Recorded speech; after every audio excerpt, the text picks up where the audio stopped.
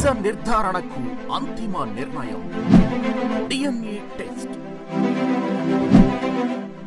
ఉన్నది ఉన్నట్లుగా వాస్తవాలను శోధించి వివరించే మన డిఎన్ఏ టీవీ, మన రాష్ట్రం, మన ఛానల్. నమస్కారం, వార్తలకి స్వాగతం. ఈనాటి ముఖ్యాంశాలు.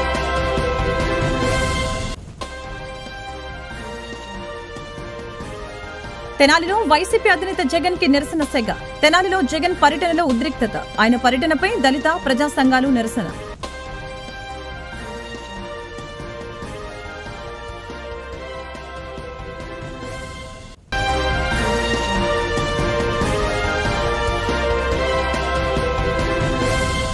తెనాలిలో పోలీసుల చేతిలో హింసకు గురైన యువకుల కుటుంబాలను పరామర్శించిన వైసీపీ అధినేత జగన్. నడి రోడ్డుపై కొట్టే అధికారం పోలీసులకు ఎవరిచ్చారని ధ్వజమెత్తిన జగన్. రెడ్ బుక్ రాజ్యాంగంతో రాష్ట్రం అదుపు తప్పిందని, పోలీస్ వ్యవస్థ దిగజారిపోయిందని విమర్శ.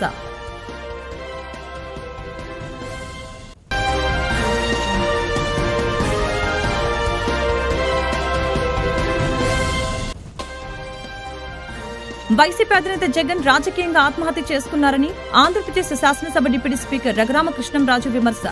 గంజాయి బ్యాచ్ ను కలవటమేంటని జగన్ కి రఘురామ ప్రశ్న. పోలీసులపై హత్యాయత్నం చేసిన వారికి జగన్ అండదండల అని ఆగ్రహం. తెనాలిలో మాజీ సీఎం జగన్ కు నిరసన సెగ తగిలింది. తెనాలిలో జగన్ పర్యటనపై దళిత ప్రజా సంఘాలు నిరసన తెలిపారు. ఐతానగర్ లో రౌడీ షీటర్లను పరామర్శించడానికి జగన్ రావడంపై అభ్యంతరం వ్యక్తం చేశారు. రెడ్ బుక్ రాజ్యాంగంతో రాష్ట్రం అదుపు తప్పిందని, పోలీసు వ్యవస్థ దిగజారిపోయిందని వైఎస్ఆర్సీపీ అధినేత, మాజీ నేత సీఎం వైఎస్ జగన్మోహన్ రెడ్డి అన్నారు.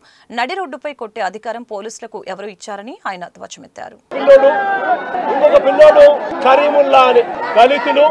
మైనారిటీ వర్గానికి చెందిన వ్యక్తి, ఇంకొక పిల్లాడు. అంటే అణగారిన వర్గాలు, అంటే సామాజికంగా, ఆర్థికంగా వెనకాల ఉన్న వెనకబడిన వర్గాలు. ఒకసారి ఈ ఘటన ఎలా జరిగింది అనేది ఒకసారి గమనించండి. రాకేష్ అనే పిల్లోడు అసలు తెనాలిలో కూడా ఇక్కడ ఉండడు. తాను జొమాటో అనే కంపెనీలో ఉద్యోగస్తుడు. హైదరాబాద్ లో తాను పనిచేస్తా ఉన్నాడు. తనకు ఏదో పాత కేసుకు సంబంధించి, వీళ్ళంతా యంగ్స్టర్స్, చిన్ననాటి సమయంలో వీళ్ళకి ఏదో పాత ఏదో గొడవల నేపథ్యంలో ఉన్న కేసుల మధ్య ఈ పిల్లాడికి సంబంధించిన ఒక పాత కేసులో వాయిదా కోసం మాత్రమే ఈ పిల్లాడు తెనాలికి వచ్చినాడు. కానీ ఈ పిల్లోడు ఇక్కడ పనిచేయడంలా, ఈ పిల్లోడు ఇక్కడ ఉండడంలా, హైదరాబాద్ లో పనిచేస్తా ఉన్నాడు జొమాటో అనే కంపెనీలో. ఈ పిల్లాడిని చూడడానికి ఈ పిల్లాడు ఫ్రెండ్స్ వచ్చారు. ఈ పిల్లాడు కూడా పాలిటెక్నిక్ మెకానికల్ చదివిన పిల్లాడు. ఈ పిల్లాడిని చూడడానికి ఈ పిల్లాడు ఫ్రెండ్స్ మంగళగిరి నుంచి వచ్చినారు. వాళ్ళు కూడా ఇక్కడ ఉండరు. మంగళగిరి నుంచి వచ్చిన పిల్లాడు విక్టర్ అనే పిల్లాడు. ఈ విక్టర్ అనే పిల్లాడు జూనియర్ అడ్వకేట్, బార్ కౌన్సిల్ లో రిజిస్టర్ అయిన సర్టిఫికేట్. జూనియర్ అడ్వకేట్ గా ప్రాక్టీస్ చేస్తా ఉన్న ఈ పిల్లాడు చూడడానికి ఈ పిల్లాడు వచ్చాడు. పిల్లాడితో పాటు మంగళగిరి నుంచి కరీముల్లా అనే పిల్లాడు, ఇంకొక యంగ్స్టర్ 21 సంవత్సరాలు. ఆ పిల్లాడికి ఇంకొక యంగ్స్టర్ అక్కడికి తాను కూడా తెనాలిలో ఉండడు, తాను కూడా మంగళగిరిలో ఉంటాడు. ఈ Babulal, otherwise known as Karimulla, ఒక మెకానిక్ పిల్లాడు. ఈ పిల్లాడు కూడా ఫ్రెండ్ కాబట్టి తాను చూడడానికి వచ్చాడు. వీళ్ళు ముగ్గురు స్నేహపూరితంగా కలవడానికి వస్తే, ఇక్కడ వీళ్ళు వచ్చే టయానికి ఇదే ఐతానగర్ లో అంబేద్కర్ విగ్రహం వద్ద అదే సమయంలో సివిల్ డ్రెస్ లో ఉన్న తాను కానిస్టేబుల్ అన్న సంగతి కూడా ఎవరికి తెలియదు. తాను సివిల్ డ్రెస్ లో తాను ఉన్నాడు. ఆ కానిస్టేబుల్ ఎవరితోనో గొడవ పడతా ఉన్నాడు. వీళ్ళ ఏరియాకి వచ్చి అంబేద్కర్ స్టాచ్యూ దగ్గర ఎవరో ముక్కు ముఖం తెలియని వ్యక్తి సివిల్ డ్రెస్ లో ఎవరితోనో గొడవ పడతా ఉంటే, వీళ్ళు గొడవలో ఇన్వాల్వ్ అయ్యి ఆపడానికి ప్రయత్నం చేశారు. ఎందుకు మా ఏరియాకి వచ్చి ఇక్కడ గొడవ పడతా ఉన్నావు అని చెప్పి అడిగినారు. అంతే, అది వీళ్ళు చేసిన తప్పు. జాన్ విక్టర్ కి సంబంధించిన బైక్ కీసు లాక్కునే కార్యక్రమం చేశాడు ఆ కానిస్టేబుల్. ఆ సివిల్ డ్రెస్ లో ఉన్న కానిస్టేబుల్ అని కూడా ఎవరికి తెలియదు. జాన్ విక్టర్ కి సంబంధించిన ఫోన్ లాక్కునే కార్యక్రమం చేశాడు. మా ఎందుకు తీసుకుంటున్నాడు అని చెప్పి వీళ్ళు బైక్ కీసు. వైసీపీ అధినేత జగన్ రాజకీయంగా ఆత్మహత్య చేసుకున్నారని ఆంధ్రప్రదేశ్ శాసనసభ డిప్యూటీ స్పీకర్ రఘురామకృష్ణంరాజు విమర్శలు గుప్పించారు. గంజాయి బ్యాచ్ ను కలవడమేంటని జగన్ ను ఆయన ప్రశ్నించారు. పోలీసులపై హత్యాయత్నం చేసిన వారికి జగన్ అండదండలా అని ఆయన ఆగ్రహం వ్యక్తం చేశారు. తనను కస్టడీలో కొట్టించింది జగనే అంటూ తీవ్ర వ్యాఖ్యలు చేశారు. జగనే పురమాయించాడు, అందులో ఏం డౌట్ ఏమి లేదు. ఇది ఇండైరెక్ట్గా నాకు ఏదో మూల లింక్ అయిన సబ్జెక్ట్ కాబట్టి ఉపసభాపతి స్థానంలో ఉన్నప్పటికీ నేను మాట్లాడవలసిన పరిస్థితి. సో నన్ను ఎంత చిత్రవత్ చేశారు ఆ వీడియోలు అన్నీ కూడా ప్రజాబాహుల్యంలో ఉన్నాయి. మిలిటరీ హాస్పిటల్ క్లియర్ రిపోర్ట్లు ఇచ్చారు, అది అందరికీ తెలిసిందే. ఇప్పుడు ఎందుకు వచ్చిందంటే మరి దెయ్యాలు వేదాలు వల్లించినట్టు అన్యాయంగా నన్ను కొట్టారు. ఇప్పుడు దారుణమైన గంజాయి బ్యాచ్ని మరి కొడితే పోలీసులు వాళ్ళ మీద హత్యా ప్రయత్నం చేసిన వాళ్ళని పైగా తగుదనమ్మా అంటూ పరామర్శకు వెళ్ళటం, లా అండ్ ఆర్డర్ని ప్రొటెక్ట్ చేయవలసిన బాధ్యత ప్రజాప్రతినిధులది. జగన్మోహన్ రెడ్డి ఇప్పుడు ముఖ్యమంత్రి కాకపోవచ్చు, కానీ ఒక ప్రజాప్రతినిధిగా పులివెందుల ప్రజలకి ప్రాతినిధ్యం వహిస్తున్న వ్యక్తి ఇలా గంజాయి చేసే బ్యాచ్కి నోన్ శిక్ష పడి జైలుకి కూడా వెళ్ళి శిక్ష కన్ఫర్మ్ చేసి వచ్చిన బ్యాచ్కి తన మద్దతు తెలియజేయటం, మరి ఇది దిగజారుడు ఓట్ల రాజకీయానికి పరాకాష్ట. సరే, ఈ ప్రయత్నంలో అతను గతంలో వచ్చిన ఆ ఓట్లు కూడా రాని పరిస్థితికి వెళ్తాడు. రాజకీయాల్లో ఆత్మహత్యలే తప్ప హత్యలు ఉండవని చెప్పి సామెతలు ఊరికే రాలేదు. ఇటువంటి వాళ్ళని చూసే వచ్చినట్టుంది తెలుగుదేశం పార్టీకి ఆర్ అన్ని రాజకీయ పార్టీలకి, ఒక్క యువజన శ్రామిక రైతు కాంగ్రెస్ పార్టీకి తప్ప ఈ రోజు ఎంతో సుదినం. ఎందుకంటే ఒక రాజకీయ నాయకుడు క్రిమినల్స్, ప్రజాకంటకంగా తయారైన క్రిమినల్స్ని పోలీసులు ధర్మం ప్రకారం శిక్షిస్తే మరి వాళ్ళకి మద్దతుగా ఇటువంటి వెధవలకి నేనున్నాను అంటూ మరి అక్కడికి వెళ్ళి భుజం తట్టడం అనేది ఆత్మహత్య సదృశ్యం.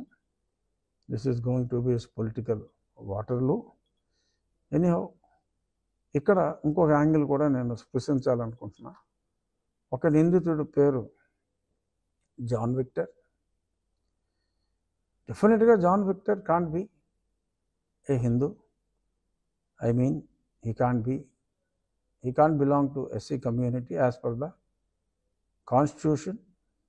రాజ్యాంగం ప్రకారం మన సుప్రీంకోర్టు చెప్పిన దాని ప్రకారం కూడా మళ్ళీ కొంతమందికి డౌట్లు వచ్చి, నేను ఎన్నోసార్లు చెప్పా, మరి చాలామందికి డౌట్లు వచ్చినాయి. మన రాష్ట్రాల్లో ఉన్నాయి కాదు, ఇతర రాష్ట్రాల్లో సుప్రీంకోర్టు కూడా తేల్చి చెప్పింది ఒకసారి మతం మారిన తర్వాత. మరి జాన్ విక్టర్ డెఫినెట్గా వెరిఫై చేస్తే. కూటమి ప్రభుత్వ పాలనలో ప్రజలు చాలా ఆనందంగా ఉన్నారని తూర్పు ఎమ్మెల్యే గద్దె రామ్మోహన్ తెలిపారు. అభివృద్ధికి అనుకూలంగా పెట్టుబడులు వెల్లువెత్తుతున్నాయని చెప్పారు. చంద్రబాబు నేతృత్వంలోని కూటమి ప్రభుత్వం అభివృద్ధి, సంక్షేమం రెండింటిని సమతుల్యంగా తీసుకువెళ్తుందని చెప్పారు. 250 అని చెప్పి ఆఖరి 250 10 రోజులు ఎలక్షన్ ఉందనగా పెంచారు. దానికి మీరు సమాధానం చెప్పాల్సింది పోయి ఇంకా పథకాలు ఇవ్వట్లేదు. మరి పథకాలు వరుసగా స్టార్ట్ చేస్తున్నారు, షెడ్యూల్ ఇచ్చారు. ఈ నెలలో అమ్మకి వందనం కదా కార్యక్రమం, తల్లికి వందనం ఈ నెలలో కార్యక్రమం ఉంది. ఈ నెలాఖరులో వ్యవసాయదారులకు కార్యక్రమం ఉంది. అలాగే ప్రతి ఒక్క కార్యక్రమాన్ని ఇప్పటికే అన్నా క్యాంటీన్ ద్వారా లక్షలాది మంది క్యూలో నిలబడి భోజనం చేస్తూ ఉన్నారు. వాళ్ళు అన్నా క్యాంటీన్లు వాళ్ళ చక్కటి భోజనం, వేడి భోజనం, కమ్మటి వాసన వచ్చే భోజనం లక్షలాది మంది రాష్ట్రం అంతా భోజనం చేస్తూ ఉన్నారు. పెన్షన్లు 3000 4000 చేస్తూ ఉన్నారు, తక్షణం చేయడం జరిగింది. దానిలో ఇంకా రావాల్సిన వాళ్ళు ఉన్నారు పెన్షన్లు. దాన్ని ఒక్కొక్క స్టెప్గా తీసుకువెళ్తూ ఉన్నారు.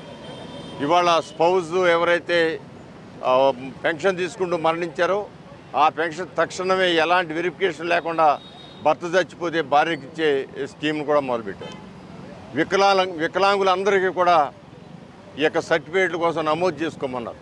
వాళ్ళందరూ కూడా ఇస్తా ఉన్నారు. రేపు 12వ తారీఖున కొన్ని 75,000 పెన్షన్లు రేపు 12వ తారీఖు రిలీజ్ చేస్తూ ఉన్నారు.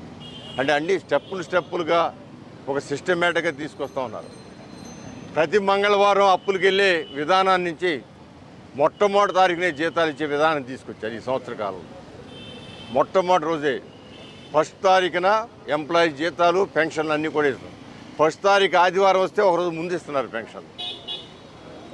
సో ఆ విధంగా ప్రతి మంగళవారం గతంలో ప్రభుత్వం యొక్క ఫైనాన్స్ మినిస్టర్ గారు పాపం ఢిల్లీ రోడ్లు ఏమిటి తిరిగి అప్పుల కోసం తిరిగి ప్రతి మంగళవారం 2,000 కోట్లు తెస్తేనే ఇక్కడ అందరికి కూడా భోజనం.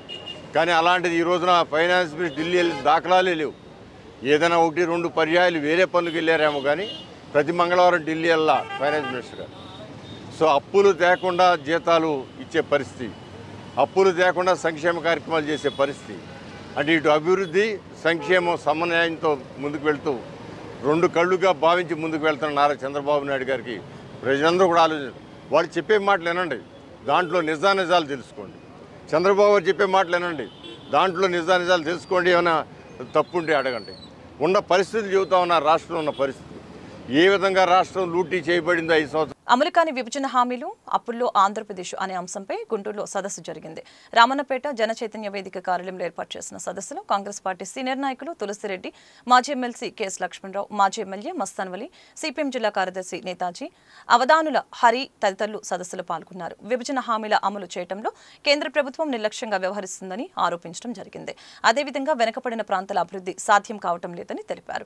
ఆంధ్రప్రదేశ్ అప్పుల పాలు కాకుండా ఉండాలంటే విభజన హామీలు అమలు చేయక తప్పదని తెలియజేశారు. నా ప్రశ్న ఏంటంటే ఇక్కడ ఉన్న గౌరవ పెద్దలందరికి కూడా ఆయన వదిలేసి ఈ రేపు అయిపోతుంది ఎల్లుండి అయిపోతుంది అని చెబుతున్నారు. పునరావాసం పూర్తి కాకుండా పోలవరం ప్రాజెక్ట్ పూర్తి అవుతుందా?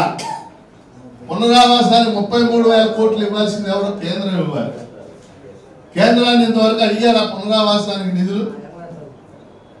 కాబట్టి సెక్షన్ 90 పోలవరం ప్రాజెక్టు పునరావాసం అయ్యేదాకా అది పూర్తి అవుతుందని నేను పూర్తి అవుతుందంటే దాని అనుకున్న స్థాయిలో మీకు తెలుసు కదా 45 మీటర్ల ఎత్తులో అది నిర్మాణం జరగాలి.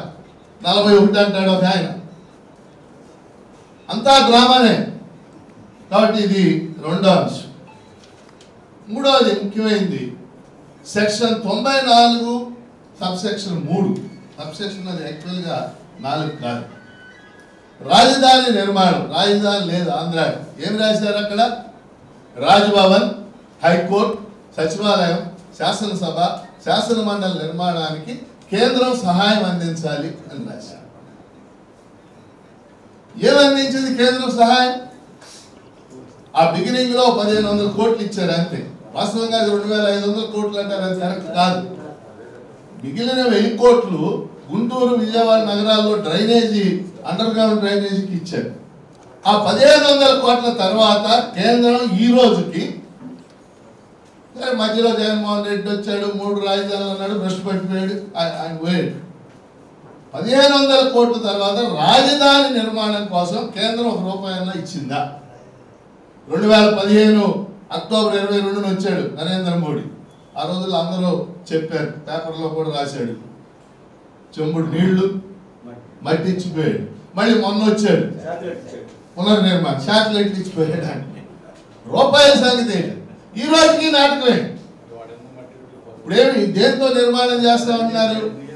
Asian development bank, world bank 15,000 కోట్లు ఇస్తుందన్న. మొదట్లో ఏమన్నారు? అంతా గ్రాంటే అన్నారు. కేంద్రం హామీ ఇస్తున్నారు. నేను చెప్తున్నా, నేను శాసన మండలి దాని మీద మాట్లాడాను. ఏషియన్ డెవలప్మెంట్ బ్యాంకు లేకపోతే వరల్డ్ బ్యాంక్ ఇచ్చి 15,000 కోట్లు కూడా అది పూర్తిగా రుణమే, అప్పే, గ్రాంట్ కాదు. అంటే అప్పు కేంద్రం తీసుకుని పోయి మనకు గ్రాంట్గా ఇవ్వాలి. అది జరుగుతుంది. ఇప్పుడు ఏమిటి నా మంత్రి నారాయణ చెప్పేది? హడ్కో రుణం తీసుకుంటున్నాం, ఆ రుణం తీసుకున్నాం అని చెప్తే కేంద్రం ఏమిచ్చింది? అది మనకు కావాల్సింది. చట్టం గురించి మనం మాట్లాడుతున్నాం కాబట్టి కేంద్రం ఏమిచ్చింది? 1,500 కోట్లు ఇచ్చింది. వాస్తవంగా చంద్రబాబు నాయుడు 2014, 15, 16లో గెలిచాక భూ సమీకరణ చేశాక 47,500 కోట్లు ఎస్టిమేట్ చేసి కేంద్రానికి పంపించింది. ఇటన్ని నిర్మాణాలు 47,500 ఇచ్చింది ఎంత? 1,500. కాబట్టి వెనుకబడిన జిల్లాలకి ఏం జరగదు. పోలవరానికి పొగాకు రైతులను ఆదుకోవడంలో ప్రభుత్వం విఫలమైందని రైతు సంఘాల ప్రతినిధులు ఆరోపించారు. రైతు సంఘాల జేఏసీ నేతలు కంచుమాటి అజయ్ కుమార్, వేల్పూరి నరసింహారావు మంగళవారం బ్రాడీపేట సిపిఎం కార్యాలయంలో మీడియాతో మాట్లాడారు. గత ఏడాది మాదిరిగానే కంపెనీలు 15,000కు తగ్గకుండా నల్లబర్లి పొగాకును కొనుగోలు చేయాలని డిమాండ్ చేశారు. నల్లబర్లిని పొగాకు బోర్డులో చేర్చడం గురించి రాష్ట్ర ప్రభుత్వం కేంద్ర ప్రభుత్వాన్ని అంగీకరించే విధంగా బాధ్యత తీసుకోవాలని ఈ సందర్భంగా తెలియజేశారు. అజమాయిషీలో నిర్లక్ష్యంగా ఉంది. ఈ రోజులో మేము ఇంకోటి అడుగుతున్నాం, పొగాకు ఉత్పత్తుల మీద కానీ పొగాకు మీద కానీ దేశానికి రాష్ట్రానికి 73,000 కోట్ల రూపాయలు పన్నుల రూపంలో ఈ రోజున పొగాకు ద్వారా ట్యాక్స్ రూపంలో వస్తుంది. ఇలాంటి కష్టకాలంలో ప్రభుత్వం వెంటనే కొనుగోలు కేంద్రాలు పెట్టి ఈ 3.5 లక్షల ఎకరాల్లో దాదాపు 30 నుంచి 40% మంది నల్లబర్లి పొగాకు వేశారు.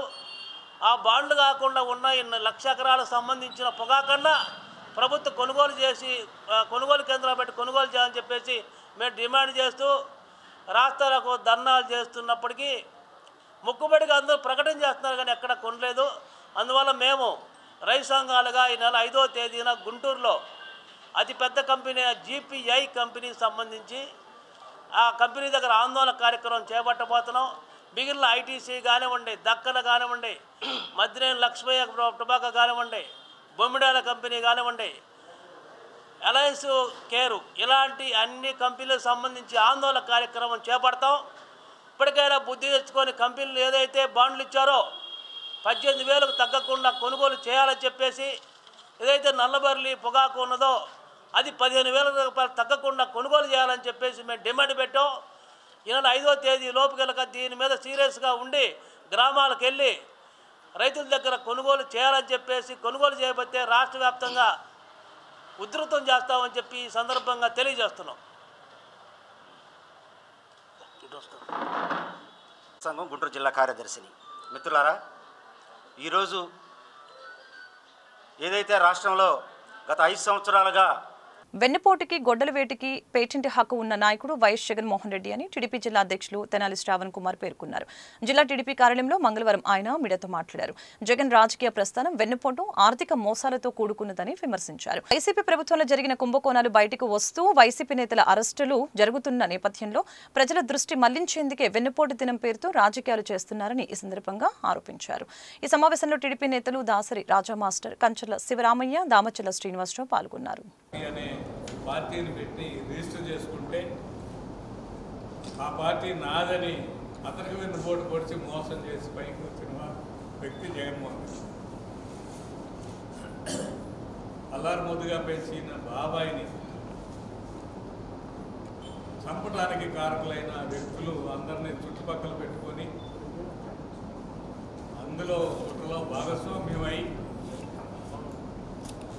కేవలం గుండెపోటుతో చనిపోయాడని కథనాన్ని అల్లి ఉదయం నుంచి సాయంత్రం దాకా అతను మీడియాలోని పేపర్లోనూ ప్రకటనలు చేసి చివరికి అది గొడ్డల పోటని తేలడంతో ఇతరుల మీదకి నెట్టాలని, తెలుగుదేశం మీదకి నెట్టాలని గొడ్డలి వేటు వేసిన చరిత్ర జగన్మోహన్ రెడ్డి. సొంత చెల్లెలు తల్లిని ఆస్తి కోసం వెన్నుపోటు పొడిచి ఇంటి నుంచి గెట్టేసిన చరిత్ర జగన్మోహన్ రెడ్డి. బాబాయ్ హత్యలో కానీ, ఆ హత్య చేసిన వాళ్ళు రక్షించడంలో కానీ, హత్యకు సంబంధించిన వివరాలు బయటికి రానియకుండా చేయటంలో కానీ,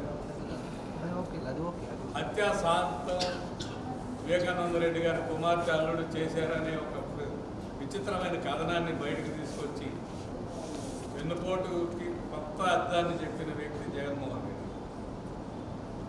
ఆస్తి కోసం తల్లిని, చెల్లిని, సొంత బంధువులందరినీ కూడా వెన్నుపోటు పొడిచి ఒక్కడే అనుభవించాలని ఒక ఆలోచన జగన్మోహన్ రెడ్డి. ఇలా చెప్పుకుంటూ పోతే ఇక ముఖ్యమంత్రిగా ఏటా క్రమం తప్పకుండా DSC ప్రకటిస్తే దగ్గర నుండి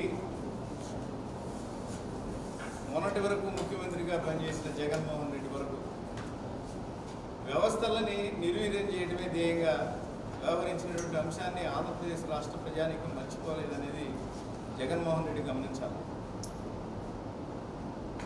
అపరిపక్వ ఆలోచనతో, విధానాలతో 2019 నుంచి 2024 వరకు రాష్ట్రాన్ని అభివృద్ధిలో 50 సంవత్సరాలు వెనక్కి తీసుకెళ్లినటువంటి జగన్మోహన్ రెడ్డి ప్రతి వ్యవస్థని నిర్వీర్యం చేయడం కోసమే అతను పనిచేశాడు. చాలా దురదృష్టకరం. ప్రతి అంశాన్ని కులాలకి, మతాలకి అండగట్టే ఆలోచన చేసి తద్వారా ఓట్లను పొందాలనే కుహన రాజకీయాలకు కేర్ ఆఫ్ అడ్రస్గా ఉన్నటువంటి జగన్మోహన్ రెడ్డి విధి విధానాలని ఆలోచన విధానాన్ని తెలుగుదేశం పార్టీ పక్షాన తీవ్రంగా ఖండిస్తా ఉన్నాం. ఈ రోజున మహానాడు జరిగిన తర్వాత జగన్మోహన్ రెడ్డికి మధ్యప్రవేశం వచ్చింది. నేనైతే అనుకుంటా ఉన్నాను ఆయన ఒక మంచి మానసిక వైద్యుడికి చూపించాల్సినటువంటి అవసరం ఉంది.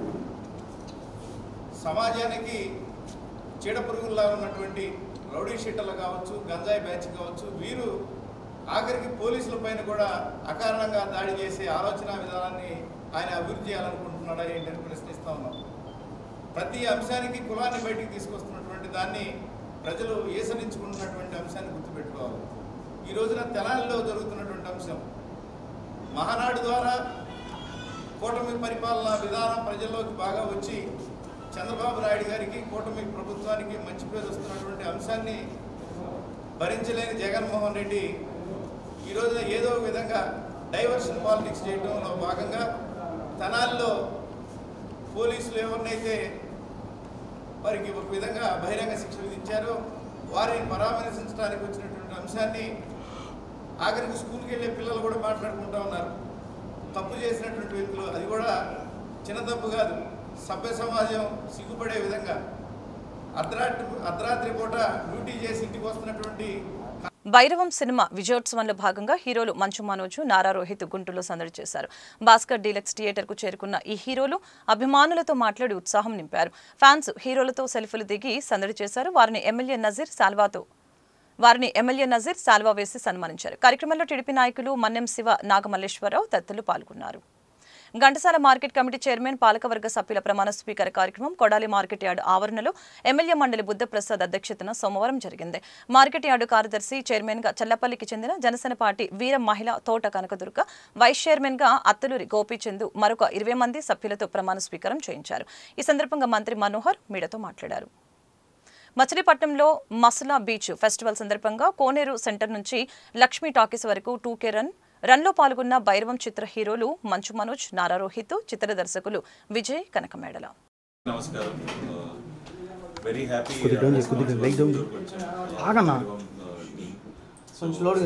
ఆడియన్స్ దగ్గర నుంచి చాలా మంచి రెస్పాన్స్ ఉంది.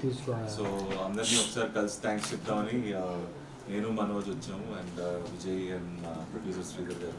సో వెరీ హ్యాపీ అండి. చాలా రోజుల తర్వాత అందరం ఆల్మోస్ట్ గ్యాప్ ఇచ్చాము, బట్ ఏంటంటే రెస్పాన్స్ ఫ్రమ్ ద ఆడియన్స్ చాలా బాగుంది. సో ఏదో లాస్ట్ ఒక 2 months బ్యాక్ ఒక రిలీజ్ ఉన్న ఫీలింగ్ అన్నమాట. అండ్ వర్డ్ ఆఫ్ మౌత్ చాలా బాగుంది. So very happy. ఇంకా చూడని వాళ్ళు తప్పకుండా వెళ్ళి చూడాలి. క్యారెక్టర్ని ఎప్పుడు ప్లే చేయలేదు, ఇంత హెవీ, ఇంత లౌడ్ క్యారెక్టరు. సో నాకు ఎప్పుడు ఆపర్చునిటీ రాలేదు. ఈయనే నన్ను పిండి, సో నన్ను ఒక కొత్త రకమైన ఒక గజపతి వర్మ, ఒక మనోజ్ కనిపించకుండా ఒక గజపతి వర్మ అని చూపించారంటే స్టోరీ. మామూలుగా అందరికీ తెలిసిందే మనోజ్ అంటే కొంచెం బాగా మంచి బేస్ వాయిస్ అనేది అలా ఉంటుంది. సో ఈయన ఏమైనా ఇంకా మీ దగ్గర నుంచి ఇంకా పిండడానికి ఏమైనా ట్రై చేశారు? పూర్తిగా ఇంకా బాగా పిండేశారు పూర్తిగా. ఎందుకంటే ప్రతిరోజు డబ్బింగ్ చెప్పేటప్పుడు ఈ సినిమాకి డబ్బింగ్ చెప్పినంత కష్టం ఈ సినిమాకి పడలేదు. ఎందుకంటే ఒక్కొక్క సీన్ ద వేరియేషన్స్ అది కానీ అండ్ ఆ పర్టికులర్గా బేస్ మెయింటైన్ చేసి మాట్లాడాలని కానీ ఇంకొక సార్ అండ్ సత్య గారు రైటర్ ఇద్దరు కలుసుకొని ఇది. అండ్ ఇంకా ఫ్యూచర్ ప్లానింగ్స్ ఏమన్నా, ఇంకా మూవీస్ ఏమైనా రాబోతుంది మేము ఎక్స్పెక్ట్ చేయొచ్చు? నెక్స్ట్ మిరాయి వస్తుందండి. నెక్స్ట్ నాది September 5న మిరాయి రిలీజ్ అవుతుంది. తర్వాత బాబాయ్ది సుందరకాండ రిలీజ్ అవబోతుంది. మా ఇద్దరు ఇంటికి రాబోతుంది. వార్తలు ముగించే ముందు ముఖ్యాంశాలు మరొకసారి.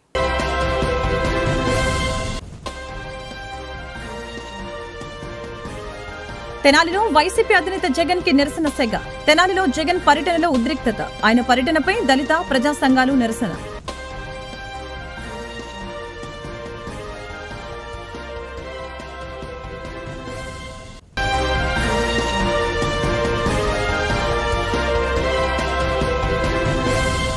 తెనాలిలో పోలీసుల చేతిలో హింసకు గురైన యువకుల కుటుంబాలను పరామర్శించిన వైసీపీ అధినేత జగన్. నడి రోడ్డుపై కొట్టే అధికారం పోలీసులకు ఎవరిచ్చారని ధ్వజమెత్తిన జగన్. రెడ్ బుక్ రాజ్యాంగంతో రాష్ట్రం అదుపు తప్పిందని, పోలీస్ వ్యవస్థ దిగజారిపోయిందని విమర్శ.